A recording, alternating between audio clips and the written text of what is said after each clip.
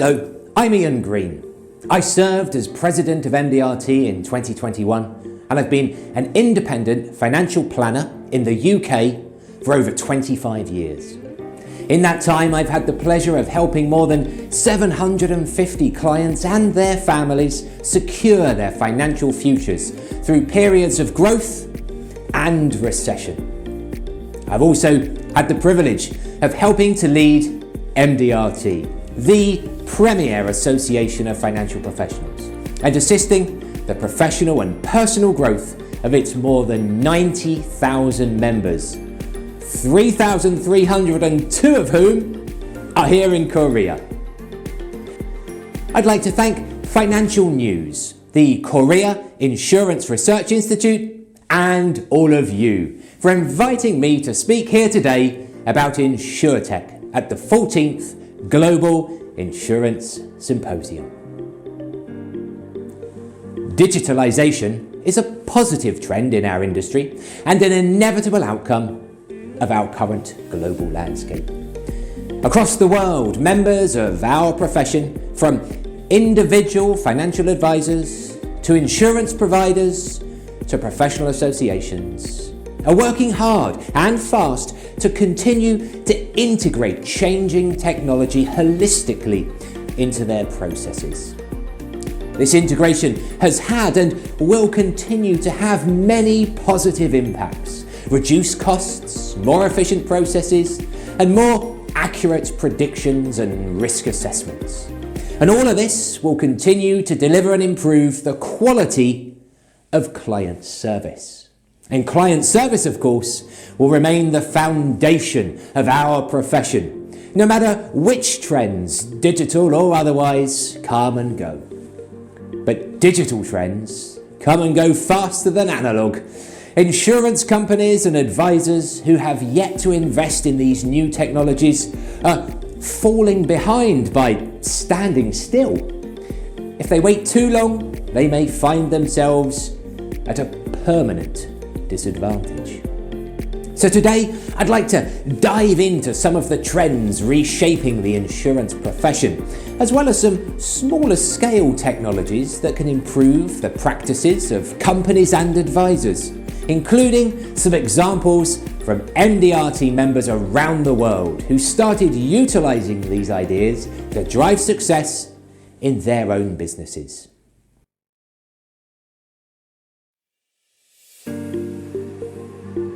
Where else to start but with the catalyst of COVID-19? While COVID-19 interrupted or paused the advancement of trends in many global industries, from travel to fashion to food, insurance was not among them. Instead, the pandemic sped up the digitalization that was already underway. Prior to COVID-19, virtual appointments were growing in popularity, though still a niche offering. But when the pandemic started, it became the only option.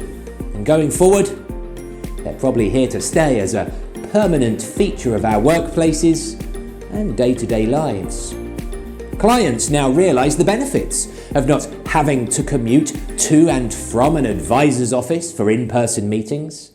And as we look ahead towards post-pandemic life, advisors and companies should and could adapt to clients' preferences for either in-person or virtual appointments. My fellow MDRT member Benjamin Yin, who lives in the USA, grabbed an early competitive advantage in this space, offering virtual meetings to all of his clients years before the pandemic. Now, those advisors and agencies who show similar flexibility for their own clients will have an advantage over in-person only competitor agents and online only insurance platforms. Offering virtual appointments means more time for meetings, but this also means advisors must be more careful with their time. COVID-19 demonstrated that many people do seek out the advice of their financial advisors during a crisis. But for the advisors, that can mean running from call to call, leaving other work until late at night and potentially wearing themselves out. scheduling software like Acuity, Calendly or Simply Book can help reduce phone calls and allow advisors to set aside specific times for meetings. And this will help them get all that other work done and preserve work-life balance, especially during these times of uncertainty and change.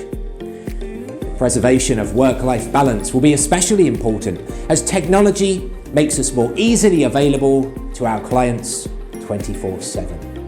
Advisors need downtime and time away from work, including during times of crisis, when the lines between professional and personal communication start to blur. MDRT's whole person concept has long helped me ensure that I'm spending enough quality time with family and on hobbies and personal development outside of the office. Companies and professional associations will need to make sure that their employees and members are not always on. Even if technological tools are always running, employee burnout can bring even the most efficient processes to a halt. Using digital tools to expand proactive communications with clients beyond annual or quarterly check-ins is another way to maintain both continual client trust and work-life balance at all times of the year. Social media, instant messaging, other similar platforms were all growing before 2020 and are only going to become more important in the future. Platforms like KakaoTalk, Facebook, WhatsApp and others will become the go-to tools for advisors to resolve simple questions with clients, and even perhaps as marketing tools to find new prospects. Well, I've been fortunate to be inspired by my fellow MDRT members who've been on the forefront of that trend. South African member Cobus Klein prospects for new clients on LinkedIn. Panamanian member Ana Sofia Rodriguez uses Instagram to share Finance 101 basic tips with her followers and to keep up with her clients' personal and professional accomplishments. One-way communications can also establish a sense of normalcy for clients as a way to help them feel protected and empowered during times of crisis. From e-newsletters and blogs to YouTube videos and online webinars, all these tools can make a significant difference in client satisfaction the next time a crisis comes, as a steady stream of communication will provide peace of mind and remind our clients that we're still there and to help stop them and prevent any panic. Some communication processes can even, of course, be automated. Clients or prospects can fill out forms hosted on a website that will trigger emails or text messages for both them and the advisor. The clients or prospects get a confirmation or receipt of their actions, while advisors and importantly their staff receive notice of a client need or upcoming appointment. This can save time on the more mundane tasks that advisors and their staff can instead devote to higher quality, higher touch client service. Before and during the pandemic, these technological innovations have served the same purpose for advisors and their clients, reducing uncertainty in an increasingly uncertain world. COVID-19 simply made that mission more important still. But uncertainty cannot be held at bay through digitalized communication tools alone.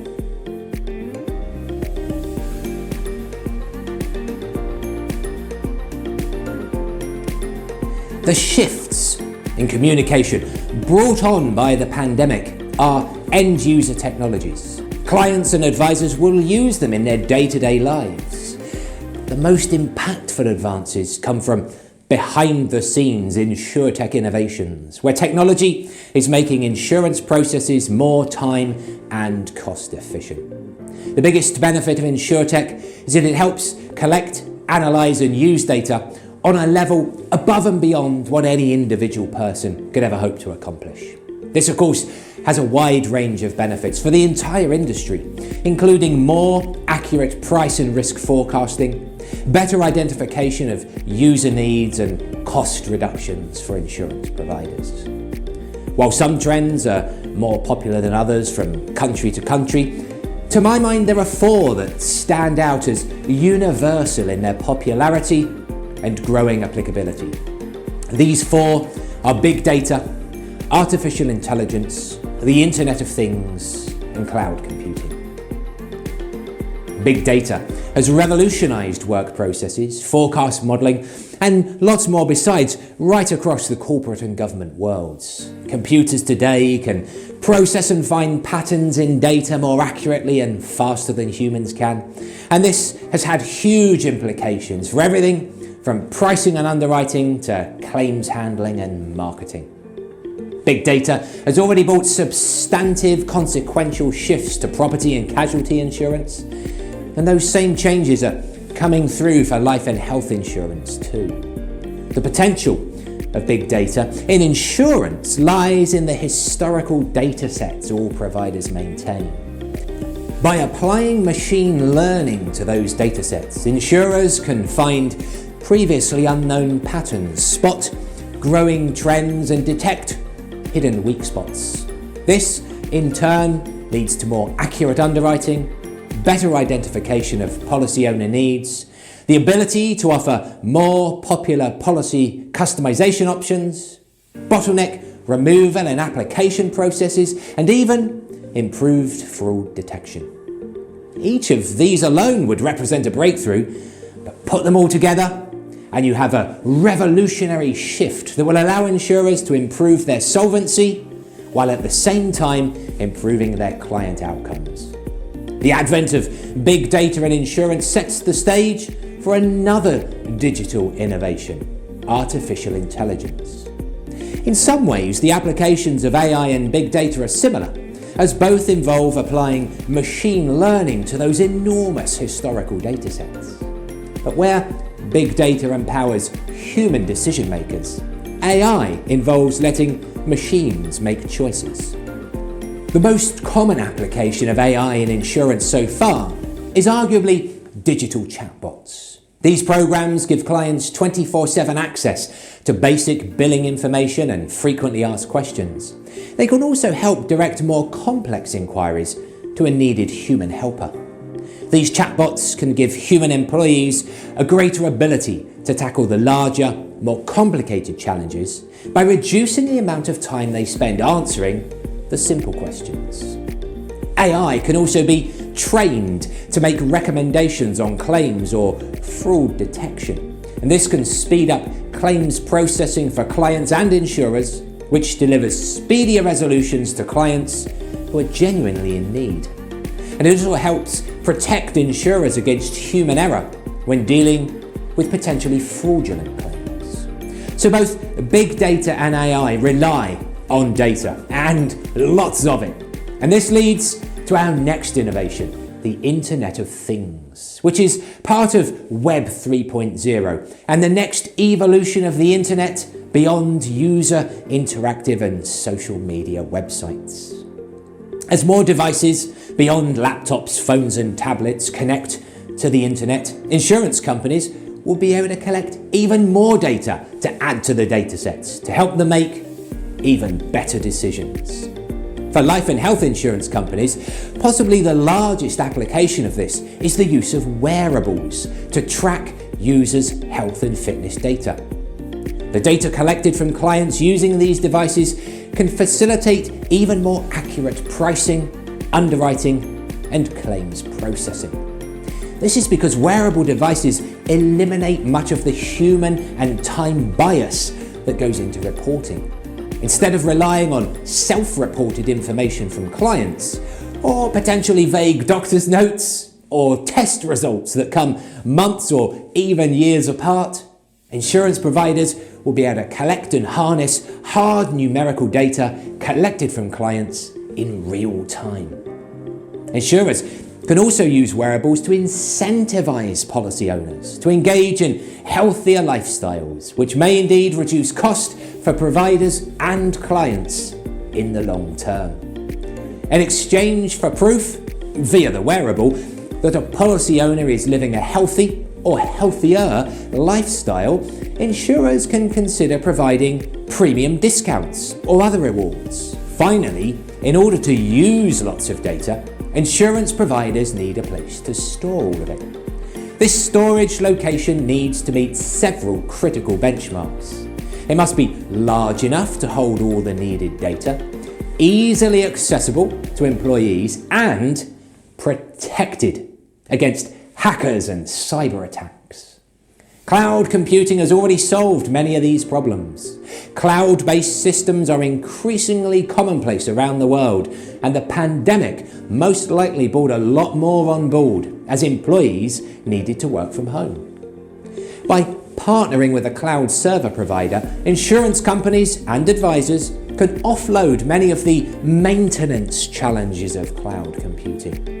These cloud providers already have the bigger, better servers that are needed to incorporate more and more data. They're also tuned in to cybersecurity developments, and they've got years worth of head start on an individual advisor trying to learn about the topic. By simply operating at scale and over time, cloud server providers can offer bigger and better options than an insurer trying to handle everything in-house by itself. Cloud computing is also now more secure than traditional filing systems. All data housed on a separate server from local computers means data has additional protection in case an advisor's office is subject to a cyber attack. These servers also protect data against physical threats like water damage to computers or fires that might happen in an individual office. So you see, these 4 technological advances have already started bringing change to the insurance profession. But the race to embrace them is still on for providers and financial advisors. Those who are quick and flexible will cement their practice's place in the 21st century and perhaps secure a durable edge over their current competitors.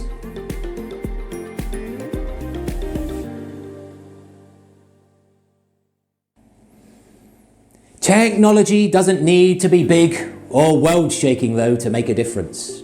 There are a number of smaller scale technologies that individual advisors and companies can use to make their jobs easier, their systems more secure, and their work more effective, all the while still delivering great client service. And one of those is customer relationship management, or CRM software. These software programs, when used to their full potential, can eliminate entirely paper filing systems and allow for easy storage and organising of very detailed information. This information doesn't have to serve an underwriting purpose solely either. Corey Collins, an MDRT member in Canada, uses his CRM program to remember his clients' hobbies, their children's birthdays, and even their pets' names. This lets him build better relationships with his clients because he can easily access the information that the clients hold the most dear. And CRM also lets advisors easily create electronic or traditional postal mail campaigns, whether to deliver a birthday card, alert clients to important information, or simply distribute regular newsletters. But as I mentioned earlier, cybersecurity is a growing concern for insurance providers and advisors alike. Cloud server providers can offer some protection, but some of the responsibility inevitably and correctly falls upon individual system users, typically company employees. All it takes is an easily guessable, or even worse, a written down password to make an insurance provider's day very bad indeed. American MDRT member Paresh Shah uses a password manager program along with other tools to secure his company's data. He can attest that these programs generate and autofill unique, complex, random passwords that can make your employees' jobs much easier. Instead of having to remember 5, 10 or 20 passwords, inevitably using 1 or 2 variations of the same basic login info, now they only need to remember one, the password, to the password manager itself. Other options for securing servers and documents include two-factor authentication that requires employees to confirm login attempts using apps or codes on their phone or device. Electronic signatures for digital documents like PDFs is also useful by providing a verification that a document is real. Such benefits make these tools, which have all got affordable subscriptions, easy to add onto or into a practice, and that can make all the difference for clients, advisors and insurers. Finally, sometimes we miss things in conversation and our written notes don't always fill in the gaps as much as we'd like. Dictation and transcription software services allow advisors to better keep track of client needs and requests, so we can devote our full attention to the conversation in front of us, and while we engage with our clients in the moment, voice recordings can make sure we don't forget anything important later.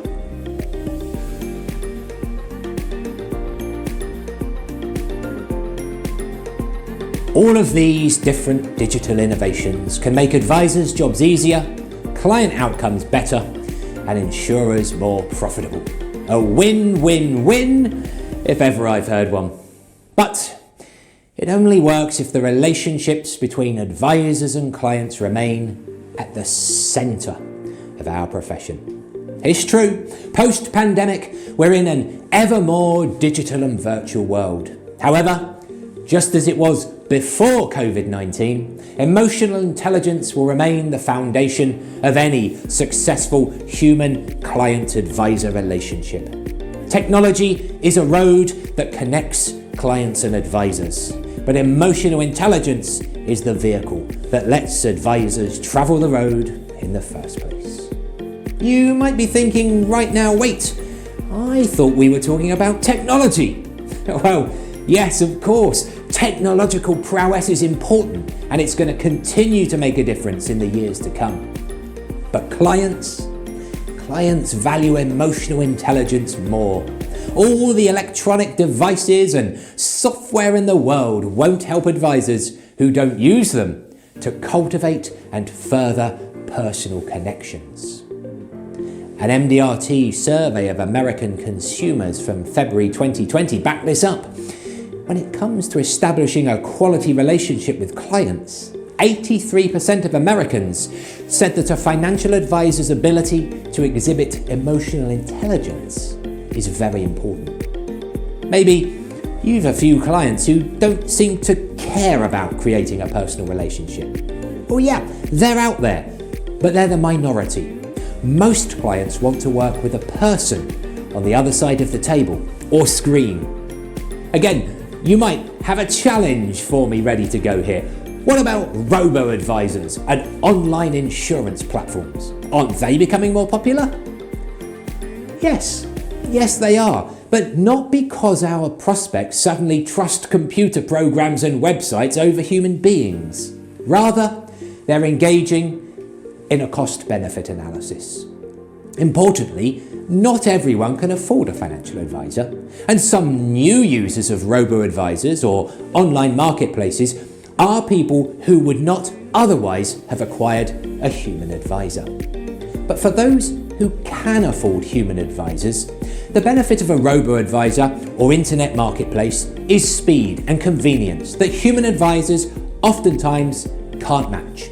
However, the ultimate benefit of a human advisor over online platforms is a two-way, trusting relationship built on emotional intelligence. When advisors shirk their responsibility to provide that relationship to clients, they're giving up the most valuable advantage they have. So yes, there are robo-advisors, but there are no robo-clients. MDRT is a global organisation and well aware the details of emotional intelligence can look slightly different across national borders. But the things that clients want from advisors tend to be more universal. Advisors should listen to and acknowledge client needs, communicate in easy to understand ways, follow through on their promises, and show they care about their clients as people. Advisors who deliver on these desires will be rewarded. They will be the successful ones. It's not that digital toolkits or updated websites and effective software programs aren't important. They are, but they're not as important as trustworthy connections. Digital mastery will be a necessary condition for our profession's future success, but it won't be sufficient alone. As more interactions take place outside in-person meetings, advisors will simply need to demonstrate their emotional intelligence on more platforms. Whether over instant message, in an online video, or during a virtual meeting, emotional intelligence will separate the best advisors in the world from their competition. COVID-19 sped up this great digital transformation in our industry. As time goes on, everything we've discussed today, from AI to wearables to CRM, will be increasingly necessary for advisors and agencies to implement so they stay competitive and deliver the best possible client service at all times. And at the same time, the growing use of technology will make emotional intelligence a bigger, more important factor in advisor-client relationships.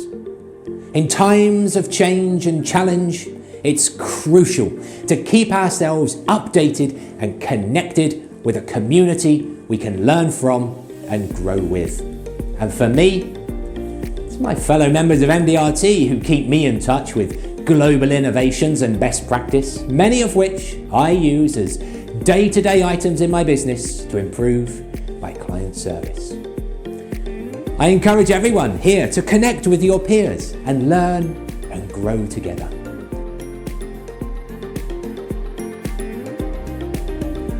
In the future, digitalization and technology will not completely replace human advisors. But those companies and advisors who do not embrace technology will eventually perish. And those companies and advisors who do embrace and utilize technology will be the ones who survive and succeed.